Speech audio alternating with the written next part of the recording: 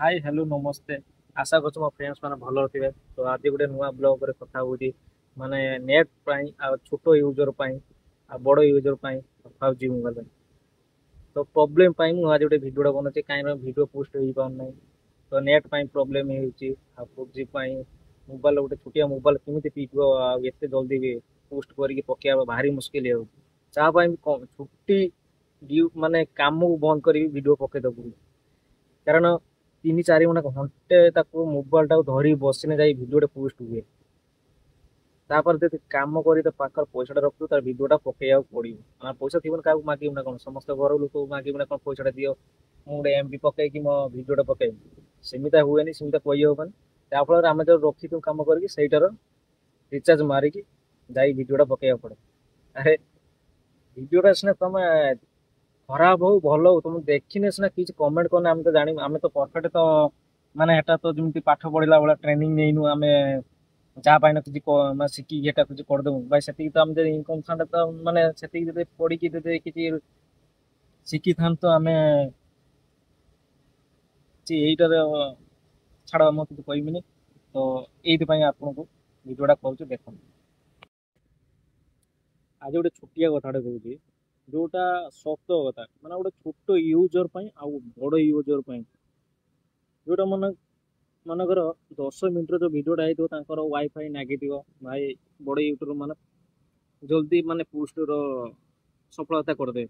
କିନ୍ତୁ ଗୋଟେ ଛୋଟ ୟୁଜର କଣ ହେଇଥାଏ ତା ପାଖରେ ଗୋଟେ ମୋବାଇଲଟେ ଥିବ 4G ମୋବାଇଲ କି 5G ମୋବାଇଲ କୋଉଠି ନେଟ୍ ପାଉଥିବ କୋଉଠି ପାଉଥିବନି। ଭାଇ 4G ମୋବାଇଲ ତ ଜାଣିଥିବ ଯିଏ ପୋଷ୍ଟ କରୁଥିବ ଭାଇ 10 ମିନିଟ ସେ ଭିଡିଓଟା ହେନେ କେତେ ଏମବି ନାଗିବ ଆଉ କେତେ ସମୟ ନାଗିବ।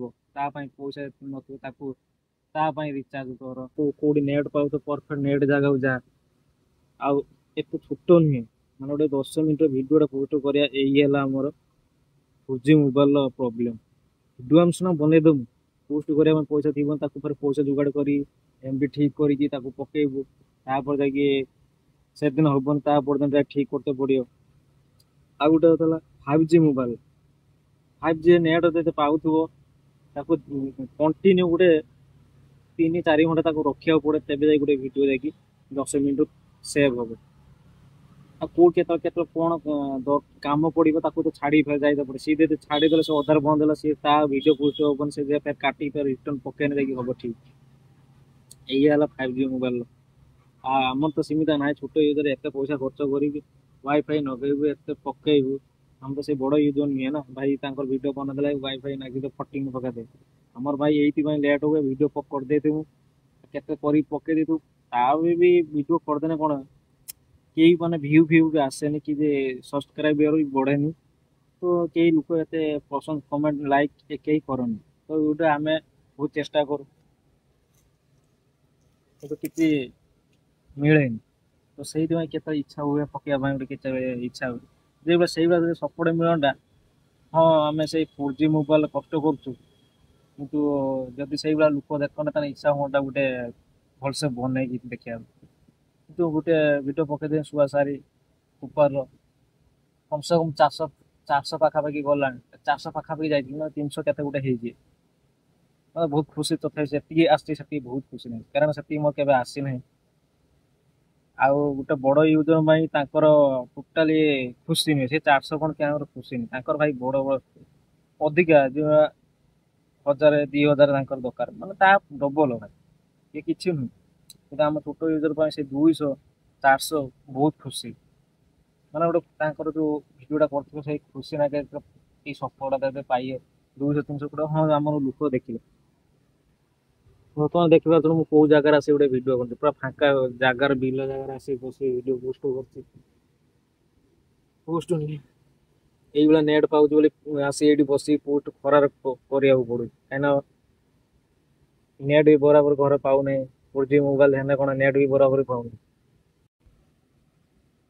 ତ କିଛି ଲୋକ ଆସି ପଚାରଣେ ଯୋଉମାନେ ଗାଈ ଗୋରୁ ଏଇପଟେ ନେଇକି ଯାଆନ୍ତି ସେମାନେ ପଚାରେ କିରେ ପୁଅ ଏଠି ବସଛୁ କଣ କହିବି ଆଉ ହସିକି ଆଉ କିଛି କହି ହୁଏନି କାରଣ ଏ ଗୋଟେ ଭିଡିଓ ପୋଷ୍ଟ କରିବାକୁ ଏଇଆ ତାଙ୍କୁ ସିଏ କିଛି ଜାଣିନାହାନ୍ତି ତାଙ୍କ ସେଇ ବିଷୟରେ କହିଲେ କଣଟା କଣ ବୁଝିବେ।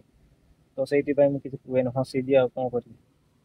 ଆଉ ଯୋଉମାନେ ଥିବେ ଛୋଟ ୟୁଜର କିନ୍ତୁ ପରଫେକ୍ଟ ଏଇ କଥା ଯଦି ଭିଡ଼ିଓଟା ଦେଖିବେ ନିଶ୍ଚୟ ଜାଣିପାରିବେ ଗୋଟେ 4G ମୋବାଇଲ ଯାହା ପାଖରେ ଥିବ ମାନେ କେତେ କଷ୍ଟ ନା କି ଗୋଟେ ଭିଡ଼ିଓ ପୋଷ୍ଟ କରିବା ପାଇଁ ସେଇ ଏକା ଜାଣିଥିବେ।